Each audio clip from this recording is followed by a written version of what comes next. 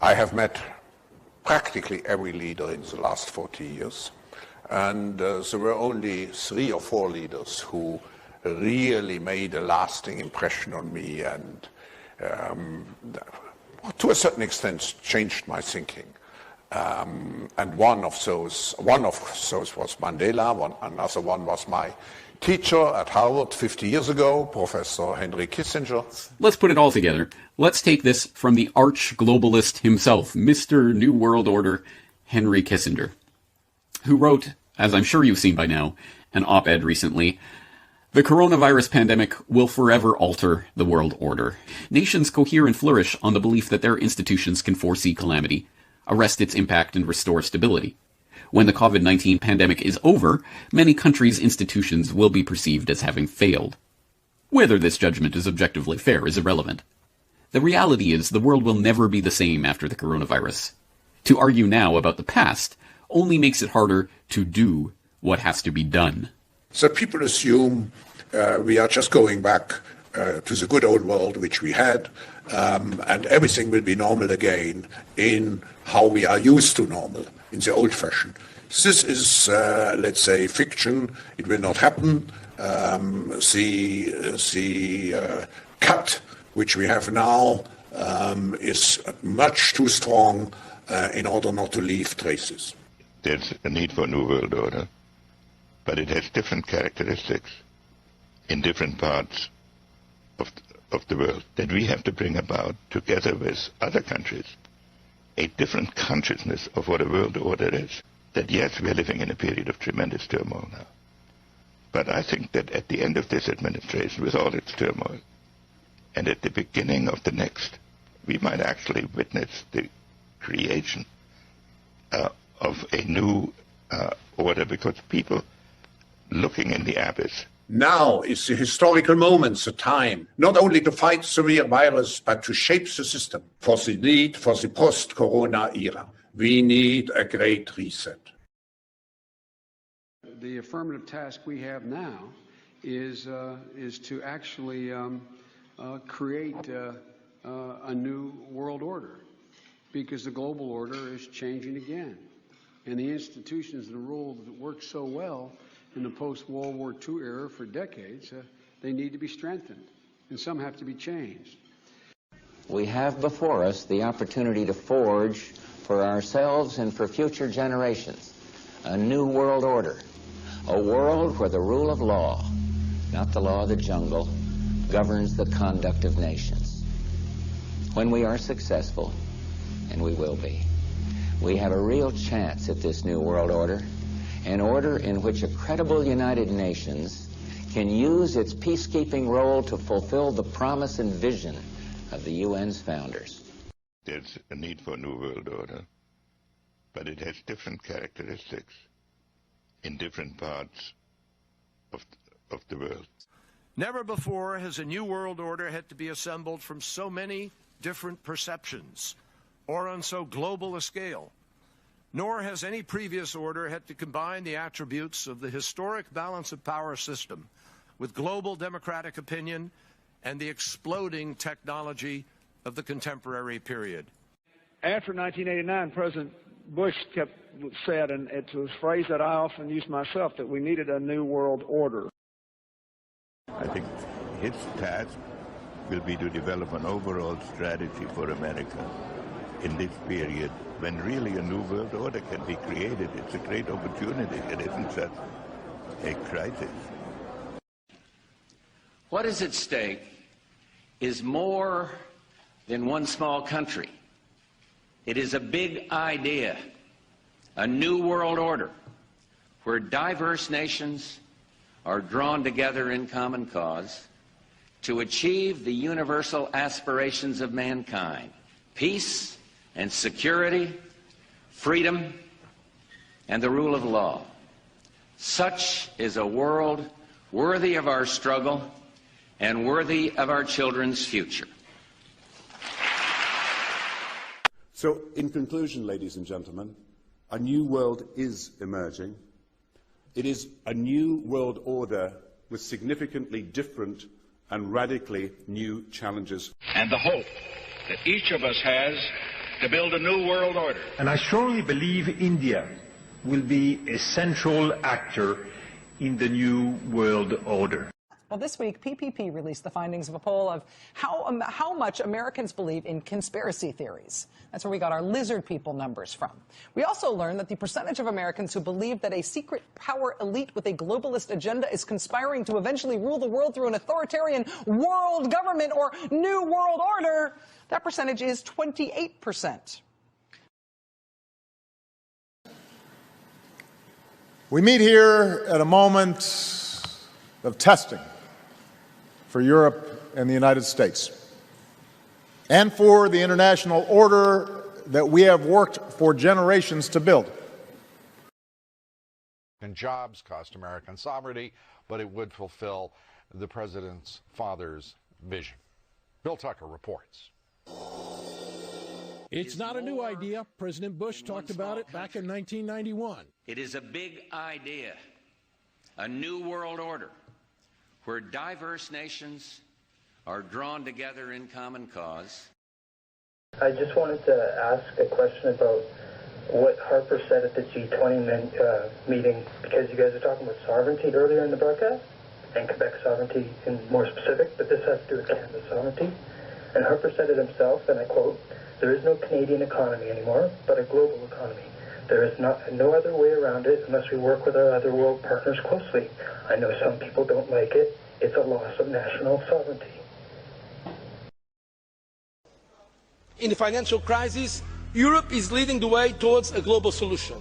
Today, Europe can propose the principles and rules that will shape a new global order. The goal should be to devise a system of global financial governance adapted to the challenges of the 21st century. All these new challenges are bringing together about the biggest restructuring we have ever seen, not just of the global economy, but of the global order as a whole. And 200 years ago, a famous British Foreign Secretary said that the new world had been called into existence to redress the balance of the old. In 1990, another old world ended, dominated by the Cold War, and people talked then, in 1990, of a new world order. What they actually meant then was a new political order. And what was not foreseen then, but is obvious now from everything that we see and do, what we experience in every day of our life, is the sheer scale and speed and scope of globalization. And it's only now that we can begin to understand that the world order that globalization brings and what it's going to look like, it's driven forward now not just by the balance of military strength, the Cold War times, or ordinary political power. It's being driven forward by a seismic shift in economic power that we see around us. But what does the New World Order mean for countries like ours who are looking to succeed?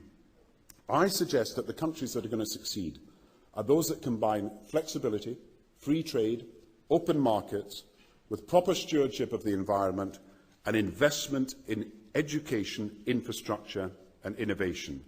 And the question for us is how we meet and master all these challenges to ensure that Britain enhances its competitiveness in the process and realises what I believe is our destiny of success in this new world order. So, in conclusion, ladies and gentlemen, a new world is emerging. It is a new world order with significantly different and radically new challenges for the future. Yep. And those people who have been yelling, "Oh, the UN's going to take over global conspiracy government," theorists. They've been crazy, but now they're right. Yeah, well, when Geithner, it's happening. When Geithner said he would be open to the idea of a global currency last week, yeah. Those conspiracy people had said and suggested that for years. Right. You're not wrong. And when massive foreign trade deals are made, they are done in U.S. dollars, which serves as the world's reserve currency. Now the UN is backing a plan to change all of that and create a new global currency. There is a global meltdown coming. It is a global depression. And one world currency and one world financial system is the end game.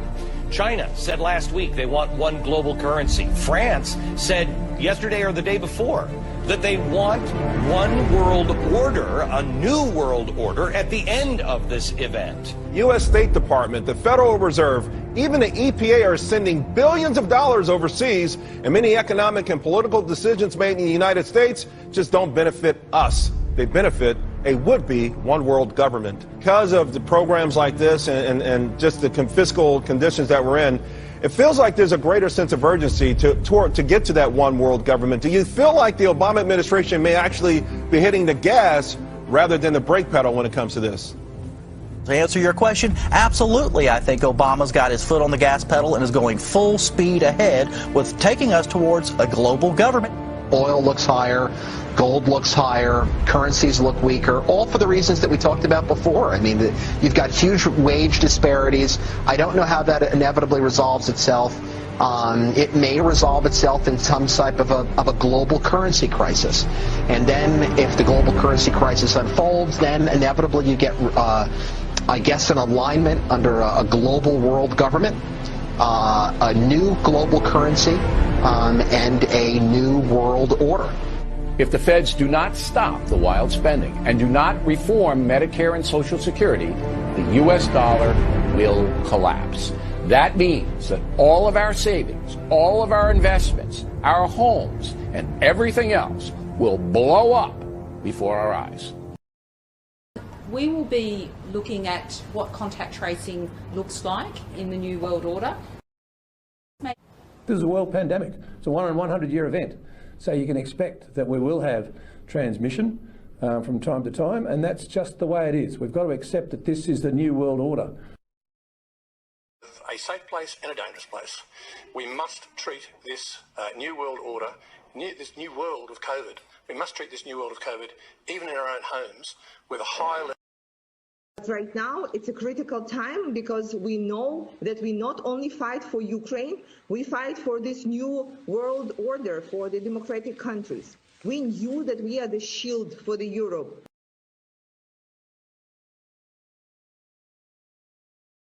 We have before us the opportunity to forge for ourselves and for future generations a new world order, a world where the rule of law, not the law of the jungle, governs the conduct of nations.